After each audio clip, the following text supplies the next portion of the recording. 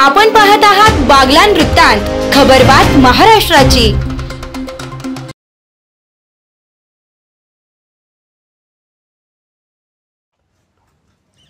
रेखाताई हाके यांची समाज कल्याण अधिकारीपदी निवड झाल्याबद्दल घाटनांदूर ग्रामपंचायतीच्या वतीने सत्कार।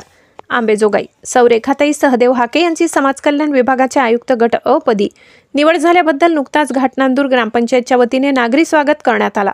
या प्रसंगी घाटनांदूरचे सरपंच महेशप्पा गारठे, उपसरपंच तथा माजी जिल्हा परिषद सदस्य दत्ता काका जाधव, घाटनांदूर ग्रामपंचायत सदस्य दिलीप मिसाळ, अच्युत महाराज मिसाळ, साहेबराव कसबे, पत्रकार अशोक मस्के, पत्रकार महेंद्र गोदाम, सामाजिक कार्यकर्ते शिवम पिंपळे, सुरेश मिसाळ, सूरज ताटे, बबलू हजारे, सदाशिवण्णा कुसडे, तंटामुक्ती अध्यक्ष मुक्तार शेख, दत्ता शिंपले, सतीश जाधव इत्यादी नागरिक मोठ्या संख्येने उपस्थित होते। यावेळी सत्काराला उत्तर देताना रेखाताई हाके यांनी घाटनांदूर ग्रामपंचायतचे आभार मानले व येत्या काळात गावातील प्रश्न सोडविण्यासाठी मदतीचे आश्वासन दिले।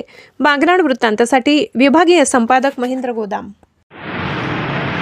जिल्हा परिषद शिक्षिका कार्यरत आहात, कोणत्या शाळेत? सर, मी जिल्हा परिषद केंद्रीय प्राथमिक शाळा आर्वी तालुका आणि जिल्हा परभणी या ठिकाणी कार्यरत आहे। शिक्षकी पेशा सोडून शिक्षकी पेशा असताना देखील आपण या क्षेत्राकडे कसं काय वळला? सर, लहानपणापासून एक समाजासाठी आपण देणं लागतो आणि समाजासाठी जास्त भरीव स्वरूपात काही करायचं आहे, लहानपणापासून एक होतं माझ्या मनामध्ये।